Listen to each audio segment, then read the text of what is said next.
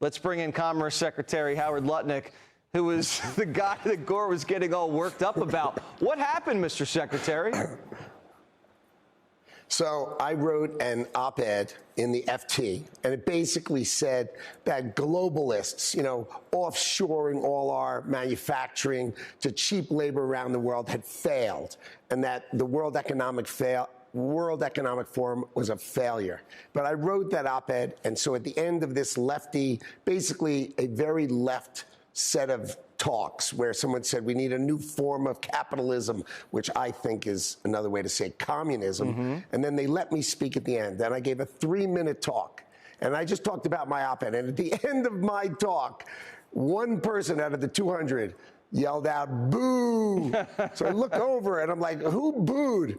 And it's Al Gore. And I look at him, I go, "Really?"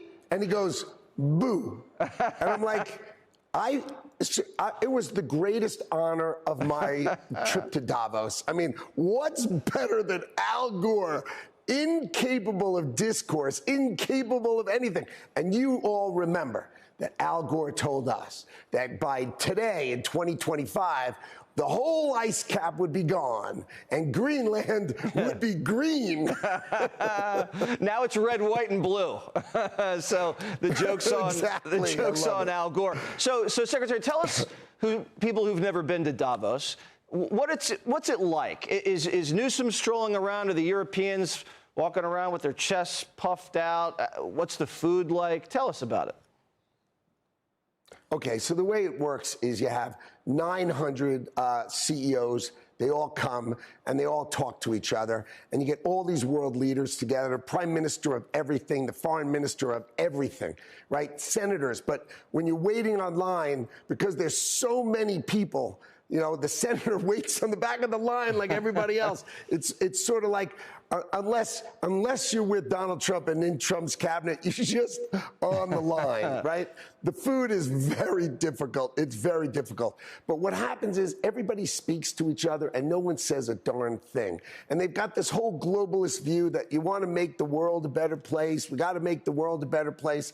And what that means is let's take the richest country in the world and let's pick them apart. Yeah. Right?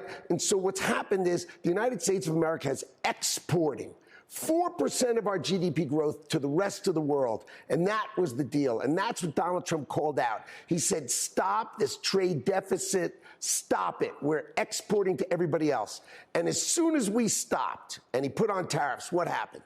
Imports went way down. Our exports go way up, and our GDP, the growth of our economy, hits 4.3% in the third quarter, just like we said it was. And let me tell you, this quarter, the one we're sitting in right now, we will have over 5%. So the world's largest economy will be the fastest growing economy in the whole wide world, because Donald Trump said, I'm sick and tired of exporting our growth to the rest of the world. Let's bring it home. Let's drive our employment. Let's drive our workers' wages. Let's be the greatest economy in the world, and let's let our workers win. We're teed up. And that is exactly what's happening. For a huge boom in 2026 after everything was re-engineered and Bidenomics was put beneath the ground. So Newsom's over there, and he's posturing. He's throwing around knee pads. You're sitting there with the President of the United States. I mean, is he tolerating this? Are you guys laughing about this? What's going on with this governor? He's literally laughing. I mean, he's like, you can't believe it, right? I mean, you just can't believe that this guy's going to run for president, and he's actually commenting about sex toys and knee pads. I mean, you can't believe it. It's outrageously entertaining. And so the president just has to laugh, because what else can you do? You're not going to just, the president, he's not going to just shake his head. He's just cracking up going, I can't believe this guy. I mean, I wouldn't be holding up a knee pad if I were running for president. I'd probably hold up anything except a knee pad. But, Gavin's a California kid. He does what he thinks he needs to do. Enjoy the bugs for dinner, Secretary. And we'll see you back home pretty soon.